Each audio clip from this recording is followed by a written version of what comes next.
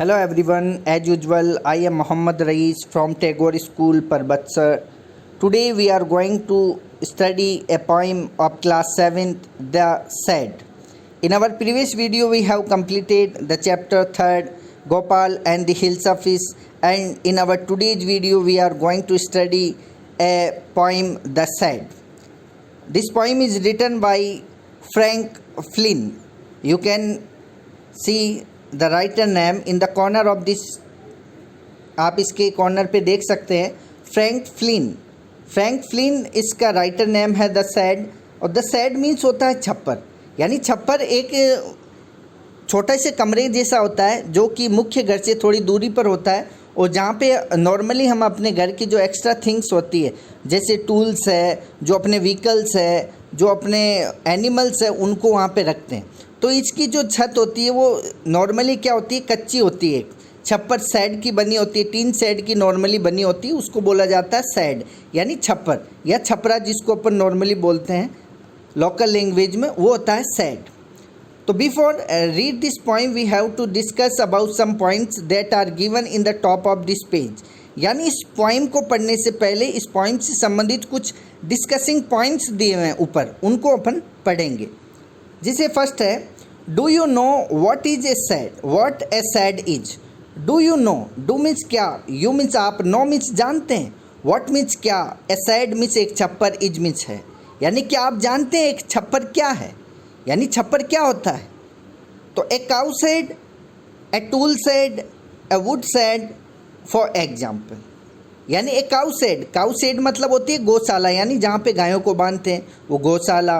A tool said यानी एक होता है उपकरण सेड, यानी उपकरण छप्पर।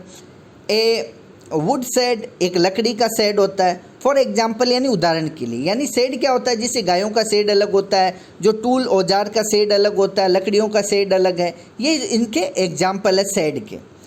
अब सेड क्या होता है, छप्पर क्या होता है, उसमें दिया है कि it's a small room way from the main house for storing or keeping things, animals, tools, vehicles, etc. कि it is a small room, it is means यह है a small, एक छोटा सा रूम मीन्स कमरा, यानी एक छोटा सा कमरा होता है। वे यानी दूर, from the main house यानी मुख्य घर से दूर, फॉर स्टोरिंग यानी संग्रह करने के लिए, यानी रखने के लिए, यानी इकट्ठा करने के लिए, और कीपिंग रखने के लिए, थिंग्स मीन्स चीज़ों को, एनिमल्स जानवरों को, टूल्स औजारों को, व्हीकल्स वाहनों को, एट्सेट्रा मीन्स इत्यादि। यानी जो शेड है वो एक छोटा सा कमरा होता है जो कि मुख्यतः अपना जो मेन घर, मुख्य घर होता है उससे थोड़ी दूरी पर होता है, जिस पर अपन अपनी चीज़ों को रखने और स्टोर करने के लिए जानवरों को, उपकरणों को, वाहनों को इत्यादि को वहाँ पे रखा जाता है। Ask your partner if he has ever seen A sad. तो आस्क मीन्स पूछें, योर मीन्स अपने, पार्टनर मीन्स सहपाठी से, इफ मीन्स यदि, सी ही यानी उसने, यदि लड़का है तो ही और लड़की है तो सी प्रोनाउन यूज होता है, तो उससे पूछें हैज़ एवर सीन, क्या कभी देखा है, ए सैड मीन्स एक छप्पर। तो अपने सहपाठी से पूछें, अपना जो मित्र है, आपका जो सहपाठी है, जो क्लास फेलो, उससे पूछे कि क्या उसने कभी जो छप्पर है वो देखा है, उसने कभी छप्पर देखा है। तो let her him describe it to the class, और लेट हर उसको वर्णन करें, डिस्क्राइब करें, वर्णन करें, इट यानी इसका, टू द क्लास यानी कक्षा में, और उसका कक्षा में डिस्क्राइब करें, उसको कक्षा में वर्णन करें, उसको एक्सप्रेस करें, उसकी व्याख्या करें। Now read the poem, now means अब, रीड मीन्स पोएम पढ़ें, द पोएम मीन्स कविता को, कि नाउ रीड द पोएम अब कविता को पढ़ें। तो ये सैड से रिलेटेड यानी छप्पर से रिलेटेड एक शॉर्ट पोइम है, छोटी सी कविता है जिनको हम अब पढ़ेंगे। अब है आगे comprehensions, stanzas, word meanings and questions with answer. तो यहाँ पे कॉम्प्रीहेंशन, क्वेश्चन, स्टेंजा दी हुई, पंक्तियाँ दी हुई है, बोधक छंद दिए हुए हैं, वर्ड मीनिंग्स यानी शब्द दिए हुए हैं, यहाँ पे जो कठिन शब्द है वो यहाँ पे दिए हुए हैं, आप देख सकते हैं। इसके अलावा क्वेश्चंस विद आंसर, और उत्तर सहित प्रश्न भी दिए हुए हैं, यानी प्रश्न दिए हैं जिनके उत्तर साथ में दिए हुए हैं। तो ये अब अपन देखेंगे। जैसे फर्स्ट स्टेंजा आप पढ़ेंगे अपन कि there is a shed at the bottom of, before first of all we have to watch the word meaning of this chapter. सबसे पहले इसकी वर्ड मीनिंग देख लेते हैं, उसके बाद में इस स्टेंजा को पढ़ेंगे। जैसे वर्ड मीनिंग दिया हुआ है सैड। अब सैड क्या होता है? सैड का मतलब ऐसे छप्पर होता है। यहाँ पे मीनिंग दिया हुआ है a small building that is used for keeping things और एनिमल्स। के स्मॉल बिल्डिंग यानी एक छोटा सा भवन, दैट इज यूज यानी जिसका प्रयोग किया जाता है, फॉर कीपिंग थिंग्स यानी चीज़ों को रखने के लिए, और एनिमल्स जानवरों को। यानी जो सैड छप्पर होता है वो एक छोटा सा भवन होता है जहाँ पे चीज़ों को और जानवरों को रखने के लिए उसका प्रयोग किया जाता है।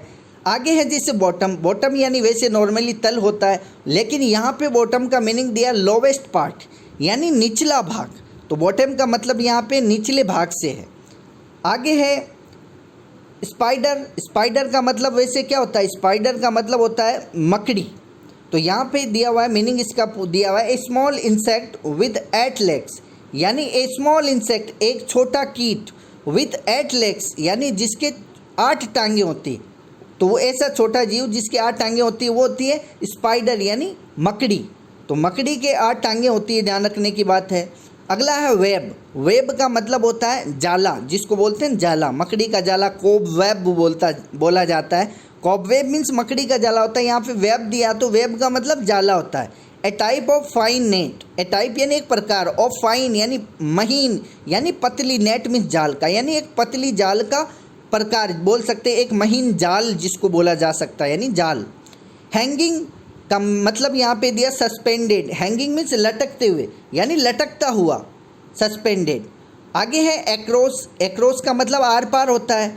From one side to another यानी एक तरफ से दूसरी तरफ। और आगे दिया हुआ है हिंजेज। हिंजेज का मतलब होता है जॉइंट्स। जॉइंट्स का मतलब जोड़, यानी जिसको कब्जा बोला जाता है ना अपन, जिसमें अपने जो दरवाजे होते हैं उनके कब्जे लगे होते हैं, उनको बोला जाता है हिंजेज यानी कब्जे या जॉइंट्स, जोड़। आगे है रस्टी। रस्टी का मतलब होता है covered with A brownish substance, यानी जंग खाया हुआ, जंग लगा हुआ। कवर्ड यानी ढका हुआ, विद ए ब्राउनिश यानी भूरे रंग के, सब्सटेंस यानी चीज़ से ढका हुआ यानी जंग। जब किसी लोहे की चीज़ पे आपने देखा होगा जंग लग जाता है तो उस पर ब्राउनिश हो जाता है, सब्सटेंस यानी भूरा भूरा पदार्थ जम जाता है, उसको जंग बोला जाता है। तो यहाँ पे जंग खाया हुआ, रस्टी का मतलब जंग खाया हुआ। और क्रिक का मतलब होता है, यहाँ पे क्रिक का मतलब है sound of doors and Windows, यानी जो दरवाजे और खिड़कियों की आवाज़, जो चरचराहट की आवाज़ होती है, चरचर चरमराहट की आवाज़, चरचर की आवाज़। जब खिड़की दरवाजे जब हवा में हिलते हैं तो उनमें चरचर की आवाज़ आती है, तो वो क्रिक का मतलब यहाँ पे वो है। लाई का मतलब to be in flat position, यानी समतल अवस्था में, यानी लेटना। तो लेटने से यहाँ पे लेटा हुआ। तो ये इसके वर्ड मीनिंग है। अब इस स्टेंजा को पढ़ेंगे। जिस स्टेंजा शुरू किया है, there is a shed at the bottom of our garden with a spider's web hanging across the door. क्या देयर इज मीन्स है, ए सैड मीन्स एक छप्पर। तो जो कवि है वो बता रहा है, जो राइटर है इसका वो बता रहा है कि देयर इज ए सैड, कि एक छप्पर है, एट द बॉटम। बॉटम का मतलब निचले भाग में, ऑफ आवर गार्डन हमारे बगीचे के। यानी जो कवि है वो पॉइंट है वो बता रहा है कि हमारे जो बगीचा है, हमारा जो बगीचा है उसके निचले भाग में एक शेड है, यानी एक छप्पर बना हुआ है। With a spider's web hanging across the door. With यानी जिस पर, स्पाइडर्स यानी मकड़ी का, वेब मीन्स जाला, हैंगिंग मीन्स लटका हुआ है, अक्रॉस मीन्स आर पार, द डोर मीन्स दरवाजे के। तो जो राइटर है वो बता रहा है कि हमारे जो बगीचे है उसके निचले भाग में एक छप्पर बना हुआ है, और उस छप्पर के जो दरवाज़ा है उसके आर पार जो मकड़ी के जाला है, मकड़ी का जो जाला है वो हैंगिंग यानी लटक रहा है। आगे है the hinges are rusty and creak in the wind.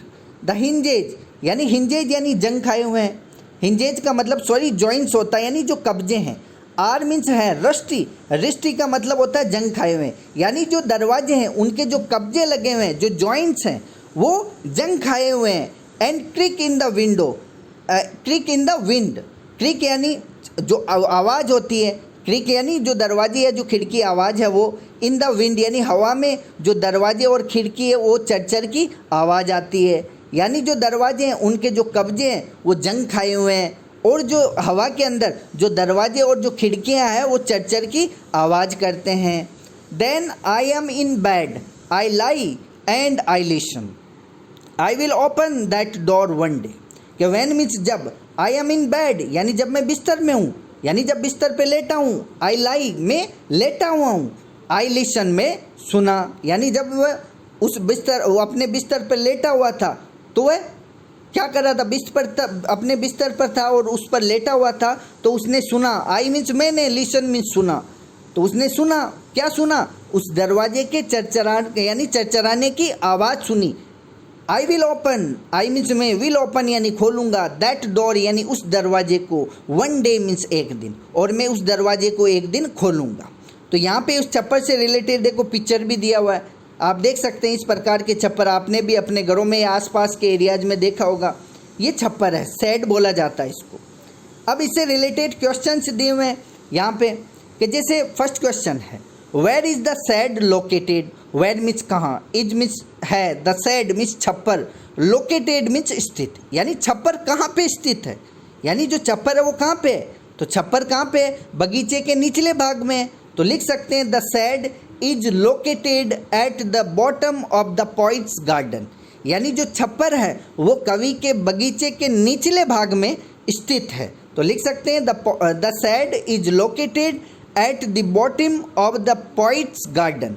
अगला है second, what is hanging across the door of the shed. What means क्या, इज हैंगिंग यानी लटक रहा है, अक्रॉस मीन्स आर पार, द डोर मीन्स दरवाजे के, ऑफ द शेड यानी छप्पर के, यानी छप्पर के दरवाजे के आर पार क्या लटक रहा है। तो छप्पर का जो दरवाजा था उसके आर पार क्या लटक रहा था, मकड़ी का जाला लटक रहा था। तो a spider web is hanging across the door of the shed, यानी आपको इसमें क्वेश्चन मार्क नहीं लगाना है, ध्यान रखें यहाँ पे क्वेश्चन मार्क लगा हुआ है, आपको यहाँ पे फुल स्टॉप करना है इसमें। तो आंसर होगा a spider's web is hanging across the door of the shed, full stop करें यहाँ पे, ध्यान रखें। तो स्पाइडर्स वेब यानी एक मकड़ी का जाला, इज हैंगिंग यानी लटक रहा है, अक्रॉस यानी आर पार, द डोर मीन्स दरवाजा, ऑफ द शेड यानी छप्पर के, यानी छप्पर का जो दरवाजा था उसके आर पार एक मकड़ी का जाला लटक रहा है। नेक्स्ट है third question, who thinks to open the shed door one day. Who means कौन, थिंक्स मीन्स सोचता है, टू ओपन यानी खोलने के बारे में, the shed means shed means छप्पर के, डोर मीन्स दरवाजे को, वन डे मीन्स एक दिन, यानी एक दिन छप्पर के दरवाजे को खोलने को कौन सोचता है, यानी छप्पर का जो दरवाज़ा है उसको एक दिन खोलने के बारे में कौन सोचता है। तो कौन सोचता है, जो राइटर, जो पोइट है वो उस एक सोचता है कि एक दिन में इस दरवाजे को खोलूँगा। तो the poet thinks to open the shed door one day, यानी जो कवि है वो एक दिन उस छप्पर के दरवाजे को खोलने के बारे में सोचता है। अगला है fourth, next, find the word from the stanza which is opposite the upper part. Find means ढूंढें या पता लगाएं, द वर्ड मीन्स शब्द का, फ्रॉम द स्टेंजा यानी जो स्टेंजा दिया हुआ ऊपर वाला, ये जो स्टेंजा है इसमें से आपको क्या करना है, फाइंड आउट करना है, यानी पता लगाना है।